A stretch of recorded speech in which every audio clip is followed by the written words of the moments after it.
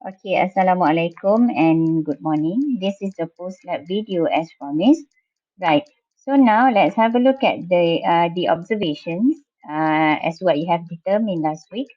We have Brady's test with the compounds that you tested, yeah, ethanol, benzaldehyde, propanol, and unknown Y. For Brady's test, basically all of the compounds gave you yellow or orange precipitate. Yeah, basically every single compound gives you positive result. And for Felling's test, as you can see, only one test tube changes to brick red precipitate and the rest remain blue, yeah, very dark blue. And for Tollens test, only one silver mirror formed on the inner wall of the test tube, that is for ethanol, and the rest did not form any.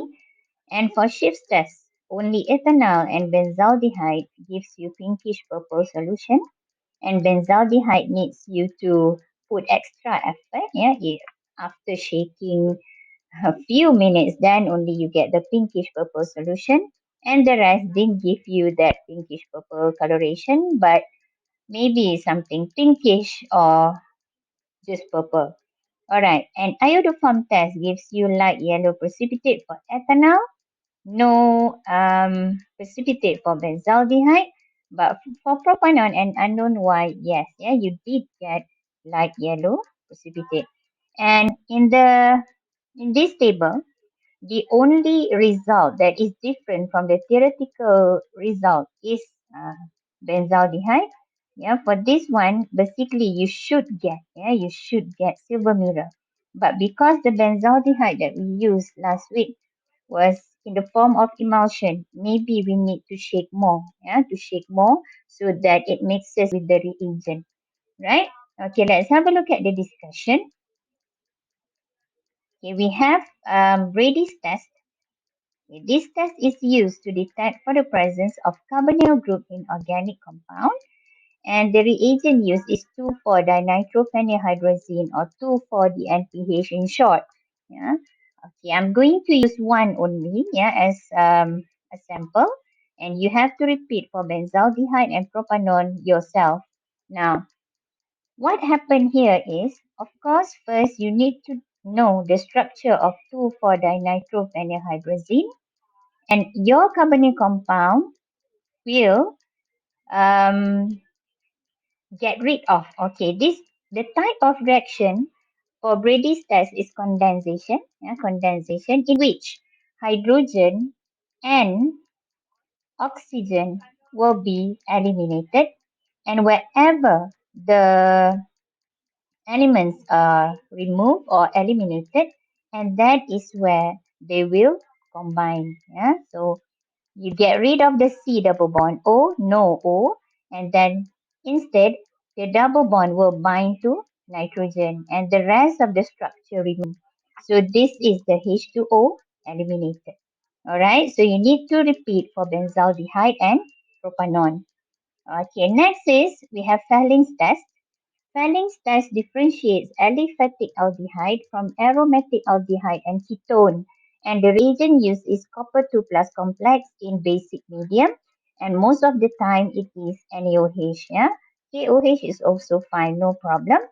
And only aliphatic aldehyde will form brick red precipitate, and the sample equation is okay. If you have ethanol here, we have the copper 2 plus complex, yeah, in basic medium, and the aldehyde will be oxidized to carboxylate ion. Yeah, why carboxylate ion? Initially it forms carboxylic acid, but the acid reacts with the basic medium, leaving carboxylate ion. And copper 2 plus is then reduced to copper 1, yeah, by forming copper 2 oxide. So this is the substance with that brick red color. And of course, this is one equation. You need to repeat for benzaldehyde and propanol. Right? Okay, let's move on to the next one. That is tolerance test. Okay, this test is used to differentiate any aldehydes from ketones. Yeah? It can be any aldehyde. It doesn't matter whether it is aliphatic or aromatic. And the reagent used is silver complex in basic medium. Yeah, so you have, remember, yeah, you mix in silver nitrate with 1 drop of NaOH and you put in lots and lots of ammonia inside, yeah, to form this reagent. And the sample equation will be, I'm going to use ethanol as well. Yeah, so CH3, C double bond OH. C, it is an aldehyde, and aldehyde can be oxidized because it has a hydrogen bonded to the double bond, yeah, C double bond O, bonded to the functional group, I mean. Okay, this is the tolerance reagent. And because it can be oxidized, it will form carboxylate ion, just like before. Carboxylate ion, and the silver, in this case, the silver ion will be reduced to silver solid. But this silver solid exists in the form of silver mirror. Okay, don't forget, repeat for benzaldehyde and propanol. And then, of course, the next one is Schiff's test. Okay, I've seen the structure of Schiff's reagent. It is so big, so you don't need to know how to draw the structure of the reagent, hence the equation. The equation will be very big and complex.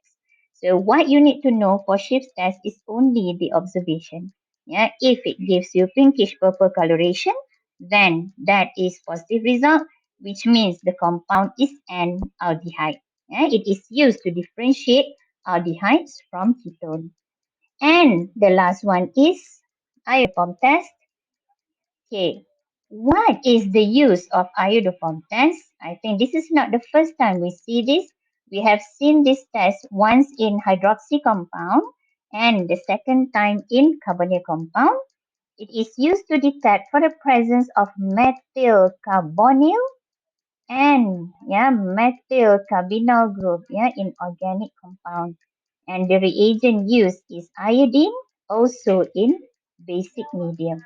Okay, one sample equation will be, of course, I'm going to use ethanol as well. The first one,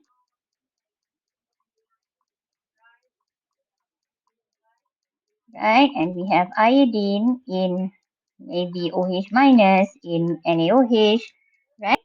And okay, look at ethanol. Do we have methyl carbonyl structure? Yes, we do. Yeah. So this is it. Yeah, methyl carbonyl structure. So what do we do?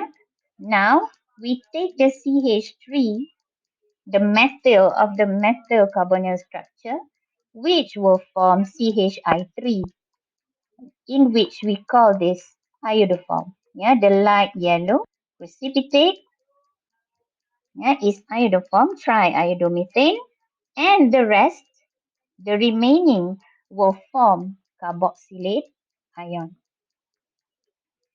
All right. So this is how you write the equation, and this is very important for your final examination. All right. Okay. So basically, for the discussion, this is all. Of course, you need to write the answers for the exercises. Okay. If I'm not mistaken, there is one. Exercise one was on. Okay. What you need to deduce. Um, deduce from the statement. Okay, what is present in that compound? For example, compound Y, yeah, forms yellow precipitate with Brady's test. Okay, what can you deduce? You can deduce that compound Y is a carbonyl compound and so on. All right, so I think I stop here. Don't forget to include the answers of exercise 1 and exercise 2 in your discussion and make sure you write the correct conclusion. Yeah, one last time, please. Yeah, this is the final experiment of your year, of your program, and make sure you can write your conclusion correctly. Okay, all the best for PSPM2 and for your future undertakings. All right. Assalamualaikum.